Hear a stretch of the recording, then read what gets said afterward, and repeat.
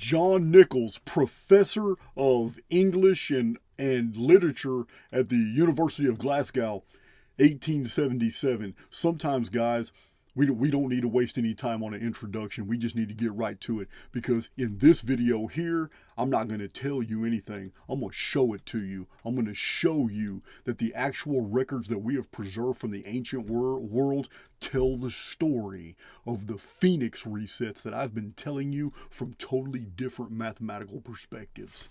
This is the book we're going in right now. I'm going to show you the book, and then I'm going to show you a most astonishing chart. Those of you who have followed my Phoenix material, this is a good one. You're going to like it. And at the end of this video, in the description box and the pinned comment is the link to Podia where you can get this manuscript.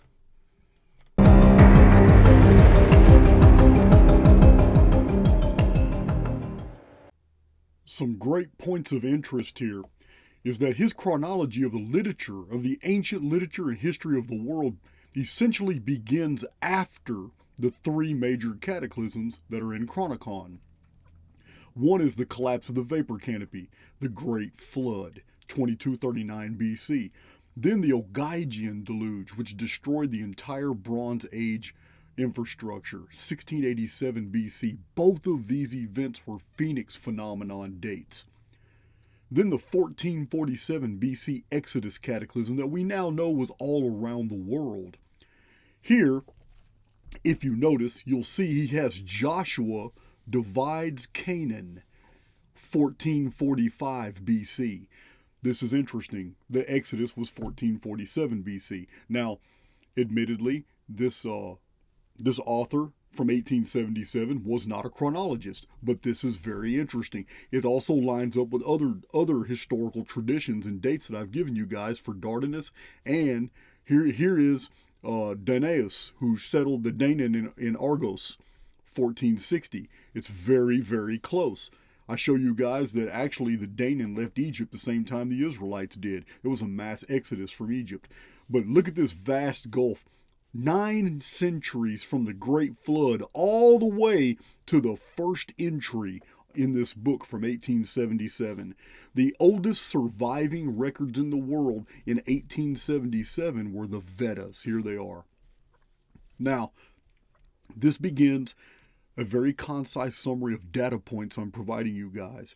At the end of this video is what a data set looks like using all this material, and it's going to show you some profound things. But let's start here with the Vedas.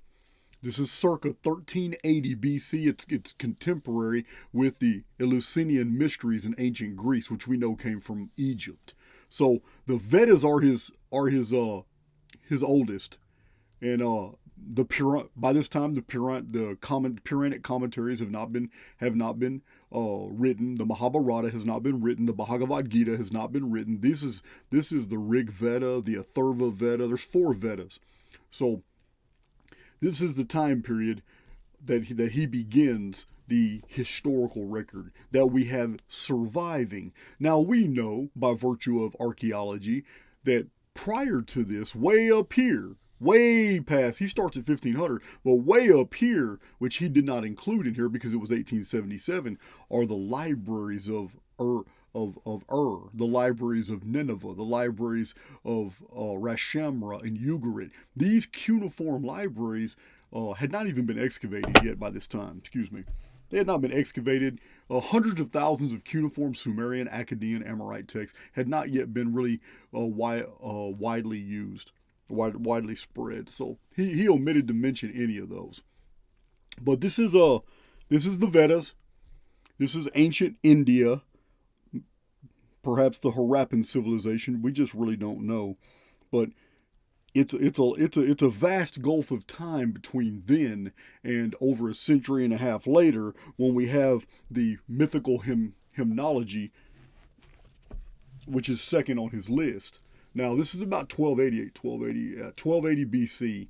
This is the writings of Linus. This is mentioned by Linus. It's an old text, mythical hymnology, which is before early minstrelsy of Orpheus. So this would have been 1260. There's 20 years between them. These are these are not the only texts that were in existence at the time. That's not what this list represents. This list represents the ancient records that we have surviving today, the things you can read today that came from the ancient world. There was many libraries that were existing at this time period. So this is I found it interesting over here on the left column. We have Asia and Africa. This was the reign of Latinus in Italy. I was really surprised to see that he mentioned this. This is about 1240 BC. For those who want to go deep into this time period in history, you need to read the Book of Jasher. Until today, we do not know who wrote the Book of Jasher, but they used chronological records that were available in Alexandria that were absolutely precise. I have studied the Book of Jasher in and out. It has the Phoenix phenomenon, dates perfectly in multiples of 138. A genius put together the Book of Jasher, and it's highly recommended.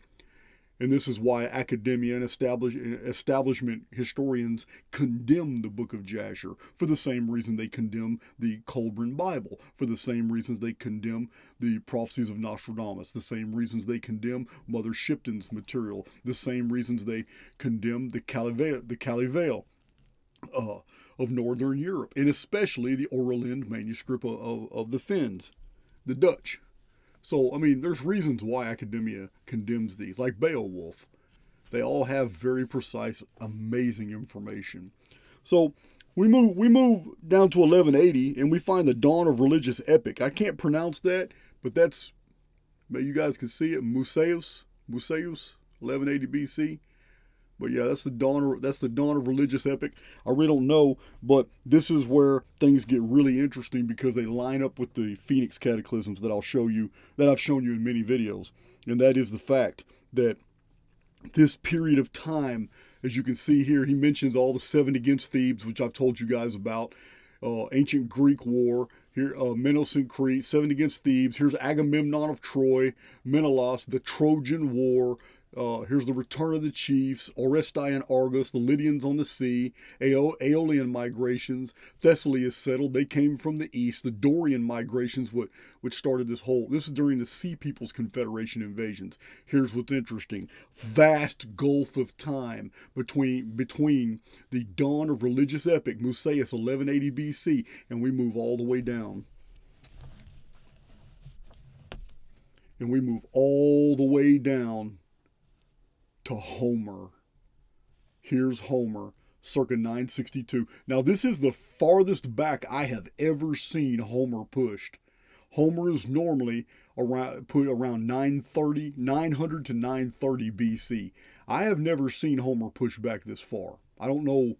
He may be right. I don't know. But here's the Odyssey and Iliad, 940 BC. Why is this vast gulf here? What have I told you guys in my prior presentations? The reason why all this is empty?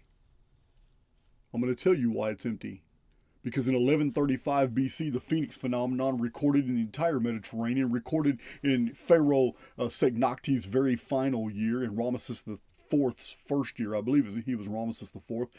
There was major devastation. Sea People's Confederation happened right after the entire Mediterranean was literally wiped clean in a series of disasters and a cataclysm. And this was shortly after the Trojan War. It's what initiated the Dorian invasion. This empty period is the Great Mediterranean Dark Age that I've told you guys about. And it's represented right here in these data points. So I'm skipping over a lot of the biblical material. They're here if you guys want to I'm only going to charge $5 for this entire book. And I'm going to go ahead and format it into PDFs, and I'm gonna edit it down, and I'm going to put it on Podia, so anybody who wants this text from 1877 will be able to get it. It'll probably be tonight before I'm done editing it. But this is it lines up the biblical chronology with all the events from secular history, and then the events that were occurring in secular history that have nothing to do with the actual text that we're looking at. This column is texts. This is secular historical events that line up with those texts. This is biblical chronology that lines up with the text and the secular events, and this is primarily just Africa and Egypt, this column here. So, Going over to Africa in Egypt, we see Tyre is settled. During the Great Mediterranean Dark Age, Tyre the Great is settled. This is Phoenicians moving in. The Phoenicians were a part of the Sea Peoples Confederation. These came from the Atlantic. During a cataclysm. These are the people of the true Atlantis, not the Atlantis of Graham Hancock and all these other people who pushed that stuff back to 10,000, 11,000 BC. The true Atlantis was 13th century BC. It was a cataclysm. Remember, the Atlantis story specifically says they were at war with the Greeks. The Greeks did not exist in a 10,000, 11,000 BC context.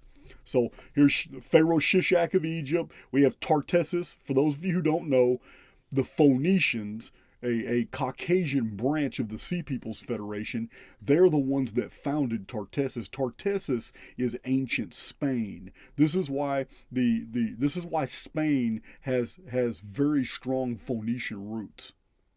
This is why alphabetical texts have been found there and all that. So, Jezebel of Sidon, that's the best biblical. Here's the foundation of Carthage. These are the Phoenicians again. Carthage was founded by Phoenicians from Tyre. And remember, Tyre's way up here. Tyre was founded by Phoenicians of the Sea Peoples Confederation when they moved in during the Great Mediterranean Dark Age. As the Dark Ages was ending, we have Homer. But Homer introduces the Iliad and the Odyssey. The Iliad and the Odyssey set the pace for all the following Greek writers. And this is a problem because we have very primitive frames of reference. Gods, demigods, goddesses, kraken, sea creatures. We have, after the Mediterranean Dark Age, we have everything told in very childlike stories. These Greek stories are very primitive, but the actual happenings, this Trojan War and these things were far more sophisticated. But we have them painted in this. Well, this is basically where our histories began. The history of the West. It began not way up here when things were more technologically sophisticated, but way back here when the stories were being retold centuries later by people who were using primitive frames of reference. So, following Homer, we have Creophitus of Samos, and this again would be about 920 BC or so. It would be around here somewhere, 920 BC.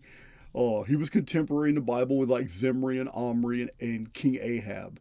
But moving on further, we have another jump of about 60 to 80 years to circa 862. This would be Jonah of the Bible, and then the great Hesiod. We all know Hesiod's theogony. I have quoted Hesiod many times. Again, though, it's very childlike stories from primitive frames of reference. About 850 BC. So, moving down, these are the biblical prophets of Joel and Amos and Hosea. I don't know why they're in this column. They're supposed to be in this column. But I guess he ran out of room. Put them over here. We have Archaix. I can't pronounce that. Trozine. Some of you guys know. Some of you Greeks listening to me, you know how to say this. This is the great year of 776 BC. For you other historians out there, you automatically know this was the beginning of the Greek Olympiads. Now, the 4-year calendar round of the Olympians goes back in distant antiquity to much older times, to when the Danaan departed right after the Phoenix cataclysm of 1135 BC and settled on the coasts of ancient Ireland, known as the Tuatha Danaan. They took the games of Meath with them to ancient Ireland, but a branch of those people stayed in Greece, and that became the Danaan and Archaix of Greece, and they continued this 4-year tradition as well, and it became known as the Olympiads. This year, 776, is a year very prominent in Western calendars, just like 1776. This was the basic beginning of the Greek Olympiad calendar. Everything in Greek history from this point forward is measured before or after the first Olympiad, which is right here, 776. So, Stasinus of Cyprus, Arctinus of Miletus. Miletus was an Ionian city. It too was founded by the Caucasian Phoenicians, who were originally a part of the Sea Peoples Confederation that invaded the Mediterranean. They settled Philistia. They're also known and hated in the Bible, called the Philistines. I don't know how to pronounce that. That's Sinathon. Sinathon. Lacedaemon. For those of you who don't know, Lacedaemon, this is an old ancient name for the Spartans. You know the movie The 300, the Spartans. This is all about the same time, 765 BC. It's after the Greek Olympiad started. And then we have Eumelus. This is of Corinth. Corinth is a great ancient Greek city. We're looking at 760 BC. So we have an infrastructure being built here. Now, these are just the surviving authors and texts that we have today, or the fragments that are mentioned in other people's writings. This has nothing to do with all the libraries. We already know the Pergamum library was already collecting many of the books of the ancient world. So we have libraries at this time, but what we don't have are surviving texts. We don't have references in authors that we can cross-reference. And that's what this book is. That's what this book is identifying. I believe this is Greece. So I believe this is Greek history. Here's Asia Minor, Palestine. Okay, so he changed the columns. Now we're in the center. So there's the biblical prophets of Micah and Isaiah. This is here it is, 747 to 693. This is interesting because Isaiah the prophet was the prophet that interpreted when the shadow of the sun retrograded 10 degrees in the year 713 BC. And look, according to his chronology, that would have been right. Isaiah was the one who was in the court of Ahaz, and he interpreted the 10-degree retrograde movement of the shadow of the sun to be a judgment against the Assyria. And at that exact moment, according to the Bible, 185,000 Assyrian soldiers were vaporized by a blast from heaven. We know that as a flux tube. It's an electrical discharge that's in between two electromagnetic bodies. So this lines up perfectly. His chronology lines up perfectly. Isaiah was alive in 713 BC, according to this. That's very good to see. I like those correspondences. So we have historian Lesius of Lesbos right here, about 730 BC, and then 708 following him, we have Archaix of Paros, probably another island. I'm not familiar. It might be Pharos, but it could be Paros. But Simonides, and he wrote the text Simonides was written by Amorgus. This is about 693. This is all before Solon, guys. Before Plato, before Aristarchus, before Aristotle. Aristotle. I never can say his name right. But Aristotle is great. I've read every single thing that's been passed down. But he's very different than Plato. Very different. It's almost as if Aristotle wasn't even the student of Plato.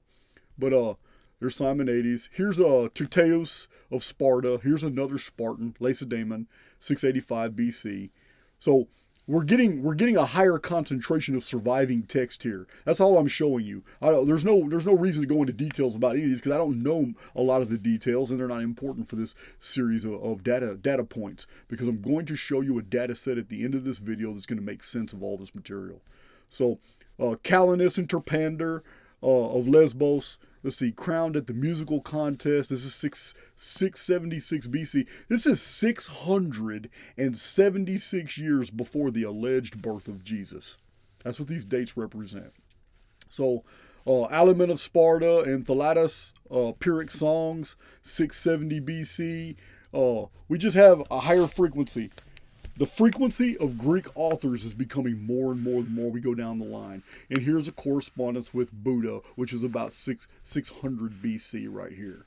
This is Buddha, probably 650, 640 BC. I don't know. Let's look. Here's 640 here, so yeah, it's going to be in between them.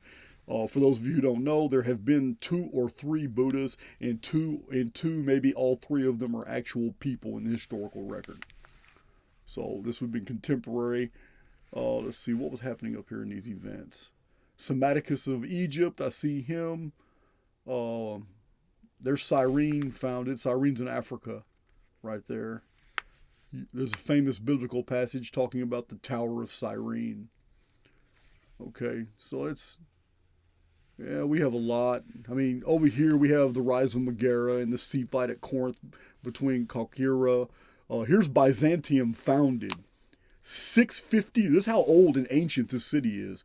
Byzantium is founded 657 BC. That's amazing. You guys know of Byzantium today as the city of Istanbul. Istanbul. It used to be called Constantinople. But before it was named after Constantine, its ancient name was Byzantium, right here. Very rich history. 657 BC it basically means that this city is over 2,700 years old today, and it's still populated and thriving, and there has never been a period in history where this city wasn't occupied. It's always had people. That's interesting there. Let's see, colony. We got so much. There's so much. I got to move on. So here's the prophets in the Bible: Zephaniah, Jeremiah. Here's Thales of Miletus, 644 to 548 BC, right here, which is perfect because we know what he did in 585 BC. He predicted the darkening of the sun that would occur 2 years later, and it happened. And it wasn't the moon. Something else happened. We know what it was. It was the Phoenix phenomenon. That was Thales of Miletus, an astronomer and mathematician. So, the era of the seven kings begins. This is Rome. Now Greece is already well established. Greece is already getting old. It's well established. It's become very sophisticated, and now the era of the seven kings is taking. This is the seven sages of Greece. This is Thales. These are I can't remember. Solon's one of them. Periander. I don't know who these other guys are. I've never heard of Bias. I didn't know he was one of the seven sages, but I knew Thales was. You guys know I've got like 4 different videos that all mention Thales and his history. But Solon, we all know who Solon is. Anybody who's read Plato knows who Solon is. And Periander is mentioned by at least 20 different Greek authors. I don't know who these other guys are. But this is also the period of the seven kings of Rome. And for some reason, he has omitted that. 753 BC was the first year of Rome, and I don't see that mentioned anywhere in this deal. It is year 1 of the Roman calendar, but that's okay. He's sticking with the Greek right now. Sappho, another famous author, poet of Lesbos. Here's Sappho around the time of Habakkuk. They're dated exactly the same in the Bible. Epimenides in Athens, another famous one. We're getting around the time of Solon now. I don't know how to say that. Alcaeus, Anaximander. Every reference to I got a book that cites every single fragment of Anaximander cited in all the known historical books. We don't have an actual text by Anaximander. We have all the citations from other Greek authors of things that he said. There's Archaix in Athens. I don't want to bore you guys with all these details because I'm going somewhere with this. I'm going somewhere. Here's the prophet Daniel and Obadiah in the Old Testament around 583, 578 BC. Zoroaster of the Zendavesta, the ancient Iranian holy books. Here's around the time that he lived. And Confucius, Aesop. Everybody's heard of Aesop's fables. They're fantastic. If you have not read them, you need to. This is about 560 years before Christ. Aesop's fables. Anacreon, I don't even know who this is. Pherexides, I don't know. Everybody knows who Anaximenes is. All scholars know Anaximenes. Let's see. Theognis. I really like Theognis. I've quoted him many times for you guys. I got a lot of his quotes. Let's see. The historian Xenophanes. I don't know how to pronounce that, Abacus or whatever. Everybody knows Pythagoras, the mathematician. This is about 531 BC. Let me get up here where you guys can see better. Haggai, Zechariah. Yeah, this is we have Heraclitus of Ephesus. This is an Ionian city, 500 years before Christ. So we have a higher concentration the more we go down the list. It gets to the point where we have a lot of overlap all throughout the historical record. I gotta be careful with this. This is old. It's from 1877. Let's see. One more page to flip. Right here.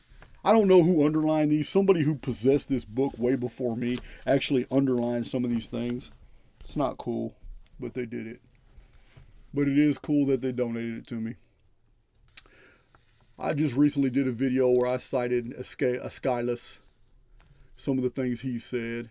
Here, by this time, Argos is still a city, the ancient city that was destroyed in 1687 BC in a phoenix cataclysm, by which we got the story Perseus and the Kraken. You know, Clash of the Titans. It's still around 500 BC when Argos is still populated. That's amazing. It's amazing. There's Simonides, Pindar. Pindar wrote the Odes. They're very good for those of you who like to read into ancient literature. Pindar's Odes can be found as a real cheap paperback Penguin book. At least that's the copy I have. Anaxagoras, another naturalist and science. Diogenes is prolific. His writings are prolific, and so is Zeno of Elea. Many people have cited him and Sophocles. We're getting into the Greek I can't even pronounce it, trageditions, but there's a lot of those. This is the time when the amphitheaters were this was all the rage, telling all these fictional and non-fiction stories in the form of acts. Acts that in between scenes in the great Greek amphitheaters. These were the movies of the ancient times. There's Democritus. Democritus had a theory that everything in the world was separated by atoms and that atoms made up the entire universe. That was Democritus's theory. There's Phidias. Everybody knows Herodotus. We have the entire book of Herodotus today. It is over 400 pages. I know I've read at least 2 different translations into English. Herodotus is fantastic. Herodotus said in his book, I record what people say, but I am by no means bound to believe it. I love Herodotus. Man spoke the truth. Euripides. And his book is packed full of historical material. You would get lost in Herodotus. It's awesome. But look at the higher concentration. The closer we get to the Anno Domini calendar, look at the higher concentration here of all these authors' works that we have today, or are cited in or fragments of their works are cited in other works that we have today. Thucydides. We have the whole book of Thucydides, guys. Socrates, Lysias, Aristophanes. He wrote The Birds and the Clouds. Those are all his poems. Agathon, Hippocrates. Guys, Callimachus, Xenophon. You guys know a lot of these names. There's Euclid. Everybody who's ever studied arithmetic knows who Euclid is. Antisthenes, and of course the great Plato. 429 BC. Guys, Socrates, the closer we get, Diogenes Laertius. This is Diogenes the Cynic. The great historian is named Diogenes Laertius. This is 419 BC. Oh yeah, it just goes on, guys. I gotta move this again. This book is big. It doesn't look that big on my magnifier, guys. The book is big. All right, let's see. Phocion. There's Eudoxus. I told you guys about the scholar Eudoxus. Eudoxus right here, mathematician, 360 BC. Eudoxus is who Graham Hancock needs to read so he can get off that bullshit. Talking about Atlantis is 10,600 BC. You guys that got millions of people that are following you, you don't get no breaks from me.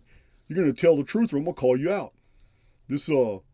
Eudoxus of Cnidus is very specific about the calendars, and the mathematical systems of the ancient world aren't like the ones today. Just because you see something was 1,100 units of time before something else, you can't jump to the conclusion that it's 1,100 years. Not when the civilization that was recording that only counted lunations. It's totally different.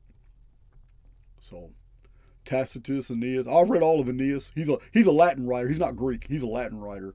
There he is, Aristotle, the man. There he is. Cleomenes, Lycurgus. Let's see. I really wish he'd hurry up and get down the road. All right. Let's see. Theopompus, he's the one who wrote about the ancient Americas. He theorized that there were continents on the other side of the Atlantic. All right, Menander. Okay, man, it's just so many. I can't go into all the details on all these. I don't know all the details on some of them. But this book is absolutely packed with amazing stuff. But I need to show you the concentration, how knowledge is built, how all this is coming to pass, that we have so many records. All these people talking about all history's bullshit, and all these people talking about we don't have any ancient texts, or there are no old books. Yeah, I got a surprise for you at the end of this video. I'm going to show you why there's no old books surviving today, and everything we have is copies today. I'm going to show you exactly why. There are some people, guys, look, I know I'm a critic, and I know some people hate my guts, but there are some people who have no business trying to tell other people about history on YouTube. There are some people absolutely unqualified to be giving dissertations. Yeah, I get mad when I listen to some of these theories and all that. When I say, oh my God, I lost IQ points just listening to that drivel. All right, death of Demetrius. Oh yeah, Demetrius. There's a story about Demetrius I got to tell you guys, right? Demetrius is something else. There was an inventor that invented a device to kill people, and he brought it to Demetrius. Thought he was going to get some brownie points for this. I'm gonna leave that there. So he brings this device, and it's a bull, and it's a hollow bull made out of metal, and you put the victim inside the metal bull, and the metal bull is designed, it's standing on a podium, and inside the podium you put all your wood and your coal, and you light it on fire, and the belly of the bull gets red and heats up, and whoever's inside screams to death as they're literally boiling alive inside this bull. But it's a slow heat. It just gets hotter and hotter and hotter, so it takes a long time to die because the person inside acclimates to the heat slowly. So it's a very torturous, it's a very agonizing death to be slowly cooked in the bull. But the people having a party on the outside of the bull statue, they don't know that there's a human in there suffering like that, because the nostrils, the nasal pipes that were used for nostrils from the bull produced music, and it was like pipes and stuff. So as the human screamed on the inside, people didn't hear it that way. It sounded like the bull roaring or the bull was happy, and people, yeah, it's sick. But anyway, the dude that brought that to King Demetrius, King Demetrius had his soldiers put that same dude in the bull, and then he just used the bull on the inventor. Yeah, guys, it's crazy. History's full of these anecdotes, guys. All these writers I'm showing you, oh my God, you would not believe all the incredible stories that are conveyed in a lot of these texts. Incredible stories. You would also be shocked to find that the majority of narratives that are put out in fiction in Hollywood today, they're just rehashes of the same old stories. These stories have already been told, guys. We just make movies out of them today. Antigonus, Athens joins. Oh, wait a minute. He moved the texts. Okay, the texts have been put on a different column now. I got to find the text. Okay, there they are. He moved the text to the second column. Back to the second column. So, guys, Euclid. We already showed you about Euclid, Timaeus. Here's Appian Way, Demetrius. Maybe that was King Demetrius. You know what? I think it was. I think it was King Demetrius, that story. But Eudaemonus, Zeno, Epicurus, you guys know many of these names. Theocritus. There's Aristarchus, my hero, who knew the Phoenix phenomenon. He knew the chronology, or he would have never been able to say what he said about the world being destroyed every 84 years. Phoenix number. Hieronymus. So we need to move a little bit faster through here. Archimedes, Eratosthenes of that great Alexandrian library, Livius. I love Livy. Livy is awesome, but I would really like to have access to the lost books of Livy. They've been found, and then they were instantly covered up, but more books of Livy have been found in the last, I think, 60, 70 years, and the Vatican covered them up. Plotinus is good stuff, guys. Plautus. Ennius, let's see.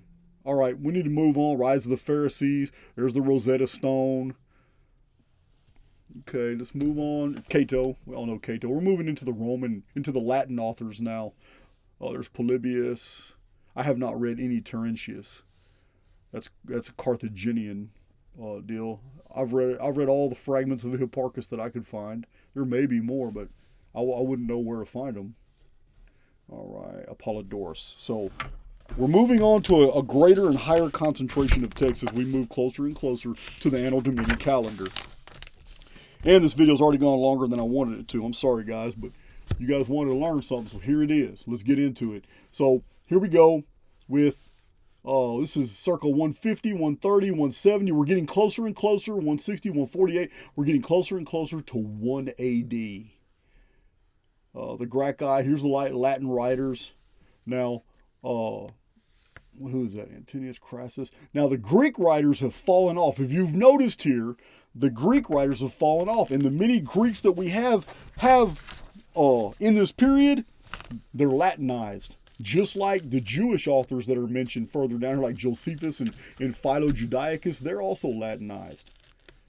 This basically means that the Roman Empire is in full effect. Here's Mithridates. Mithridates of Pontus, I have a video. Mithridates the Fourth, he's the one that almost beat the hell out of Rome until some type of divine intervention sent a rock to crash in between both armies and stop a battle right before Mithridates was going to beat Rome. It's not the first time it happened. Chinese record the same thing happening. Seems like divine intervention saves the aggressors when the aggressors are about to get taken out. There's Lucretius. He wrote a poem. It's over 7,350 lines. In that poem, he says that something unknown in the sky at a fixed time darkens the sun, and it's not the moon. It's also connected to earthquakes. He wrote about the Phoenix phenomenon, just like Pliny the Elder did, who's also on this list. Cicero on oratory is a book everybody should read. At least I enjoyed it. We're going to move. Vitruvius, we're moving down here. Virgil, these are all Latin authors. These are all Roman writers. Horace is a Roman writer.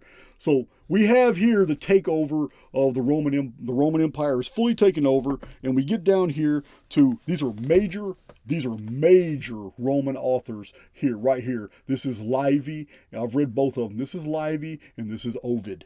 So these works survive today. You guys can read these today. So this is the literature of the ancient world. He's moved the column to the left now. So, okay, we got Ovid banished. I don't know why he's got that there. Vius Particulus. I've told you guys about the very enigmatic statement of Vius Particulus. He doesn't mention miracles. He doesn't mention anything supernatural. There is a fragment from the Archaix volume that shows that a man like Jesus was known to be teaching at that time. He wasn't working miracles, but Vius Particulus specifically stated that he feared that man because his genius, his intellect was very intimidating. And Vius Particulus said it was a controversy among the Jews as to the identity of this man, but the people loved him. Vius Particulus was a Roman centurion who was leaving military service after 16 years, passing through Judea when he came across this controversy. He introduced it into his historical book and left it alone, didn't write about it anymore. His history is absolutely gigantic. It's the history of Rome according to Vius Particulus. Here's Strabo, he's a Greek geographer, but he too was Latinized. I've read Strabo. I got him cited in my Chronicon quite a bit. So here we have these Latin authors. We're moving into the AD period of time. These are all the authors that were alive during the days of Jesus. Now the problem is none of them mentioned him, but I mean some people have reasons for that, and other people use that as evidence that the entire episode is fiction. Here's Philo Judaicus and Petronius, Apollonius. Here's Philo Senior, Seneca. This is 365. Let's see, Seneca, Lucan, Pliny the Elder. I've mentioned him so many times. Natural history. So we move here into the Latin area. We're in the AD period now, and we have the continuation of so much information. By this time, there are libraries that have 200,000 texts. All these libraries. These men have access to books. Many of these authors cite as many as 100 other authors. Guys, I am not exaggerating. Pliny the Elder, who I just showed you a minute ago. Pliny the Elder. Here he is. There's Pliny the Minor. That's Pliny the Younger. Pliny the Elder, not Plutarch. Where's he at? Pliny the Elder cited over 600 sources that were available to him. And they're all cited in natural history. I don't know. I lost track of where he is. He died in 79 AD when the volcano buried Pompeii and Herculaneum. Pliny the Elder was going to rescue a friend. A female friend sent a message with somebody else who was fleeing the area. There's Diogenes Laertius I was telling you about earlier. Fantastic writings. He did biographies on all the great Greek historians 500 and 600 years before him. He's fantastic. All right, so we need to go. We need to move on because I'm going somewhere with this, and I do not want to bore you. This text only goes to, this book only goes to the year 200. It only goes to the year 200. So, there's a reason for that, guys. Shortly after this was the Dark Ages. This is this text right here. Shortly after that was the Dark Ages. And shortly after the year 246 AD, a lot of changes happened. The Phoenix phenomenon occurred, I believe, in, 378, 246. Yeah, 246. And we have a lot of Roman provinces that virtually vanished. Then the fall of Rome in 476. The Dark Ages. The reason he couldn't continue after AD 200 is because the amount of books literally plummeted to nothing. He would have been able to put all the way up to about the 11th or 12th century. He would have been able to put all the surviving books on one single page. So, having finished this part, we're going to move into the next part of this. You're going to see this chart, and I'm going to make you understand something. Everything that I just showed you that's in this book, this chart shows you in linear chronology so you can understand basically what John Nickel is conveying to us in this amazing text from 1877. Okay, the chart you're looking at right here is also in the PDF that I'm providing for this video. The PDF of this 1877 work that this data demonstrates. So we're going to start here with 5239 BC is the Nemesis cataclysm. It begins the 3,000 years, I should have drawn that, of Theopompus. It's an ancient age. To 2239 BC, the Great Flood. This is the collapse of the vapor canopy after 1656 years. It is the pre-flood world. Now, you guys know that 4309 BC began the Phoenix It was the first Phoenix cataclysm. It's not on this chart, but this is a 930-year period that was ended. There were civilizations here. They were purely Adamu. These were the earthborn people. They were here. This is before the story of Adam and Eve begins. Now, 4309 BC, Phoenix cataclysm occurs. Then, 4039 BC is the capture flood of Luna. Here's the first appearance of the moon. This separates the history of many peoples who recorded that they were here before the moon was. Shortly after the appearance of the moon, we have the pole shift in 3895 BC, which began the vapor canopy. This is the famous 1656 years mentioned in hundreds of historic texts. Now, this is the pre-flood antediluvian world. This is year one of the Annus Mundi calendar. It started with a phoenix, a Genesis pole shift, new heavens and new earth. So, this period of time is when the Anunna appeared in the vapor canopy, 3439 BC. Nemesis X object appears and causes the Gihon flood. This is in northern Egypt. It says in the book of Jasher and in ancient Jewish texts that 1/3 of the entire world's population died right here. Now, the Anunna appeared as civilization builders, and it started this whole Sumerian period here. But here's the interesting thing.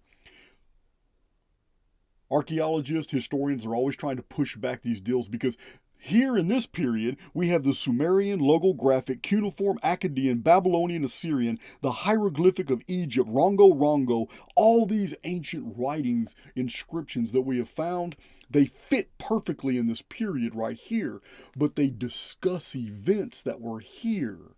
So historians and archaeologists sometimes label like the Karsag tablets to a date that's anachronistic. The Karsag tablets are not this old right here, but that's where they date them. Then tablets of Ur-Nammu, they know Ur-Nammu was back here sometime, but the actual cuneiform dates from like 17th, 16th, or 15th century BC. So this is very important to notice. History books get away with this all the time. All of the Sumerian logographic, the Chinese pictographic that's very close, the Egyptian hieroglyphic, which is before the demonic and the hieratic, the Rongo of Easter Island, which elements were also found in the Mediterranean and in Turkey. These all fit in post 2239 BC collapse of the vapor canopy. There are no actual tablets or writings that date to this period. However, these tablets that have been found discuss events that do happen in this period. In fact, I had to put that on the chart. No written records. All knowledge of the 3,000-year period from here, 5239 BC, all the way to the Great Flood. All knowledge of this period were transmitted through here. This period here is 552 years. It is the distance in time between two phoenix resets. The Great Flood that you know of in the year 2239 BC, and then civilization rebuilt itself, and we called it Sumer, Babel, Akkad, Assyria, Rashamra, Ugarit, Turkey, Anatolia, Urartu, Arya. All this was built here. All this civilization, these civilizations thrived here. The Amorites, Westerners, came in right here in this period. The Amorites came in and basically forged all these periods. These were the Amuru, the Westerners. Now, all this happened until this massive 1687 BC reset. I have many videos on the Ogygian flood reset. This again caused right here total collapse of literacy. Look how long this period is. There is no writings. The book that we just reviewed from 1877 starts right here. Here is the Vedas, Sanchuniathon, and then the very oldest of Greek texts. Then there is the Phoenix reset of 1135 BC, Pharaoh Signakti, great dragon over Egypt. All these events happen, and it's a huge Mediterranean Dark Age. Here it is, Mediterranean Dark Age right here. Again, the book from 1877 confirms this. Not a single text from the old world survived this period. It's a long period of time. And then 776 BC was the awakening of the Western world. It is the Olympiad calendar. And as soon as this happens, the world awakens. And look at the frequency of texts. Now, these are texts that we have today. These are texts that we have referenced in other texts. We know that they actually existed, or we have the actual text today. Later texts that refer to them, like the writings of Josephus, we have those texts. But when it comes to Anaximander, we have the writings of like Plotinus, of other historians who actually cite whole passages from these older records. Look at the frequency. Steadily increases, then it black bars out. That black bar is because there are so many texts from the ancient world preserved that we have access today, the translations, that there's no way to put individual lines.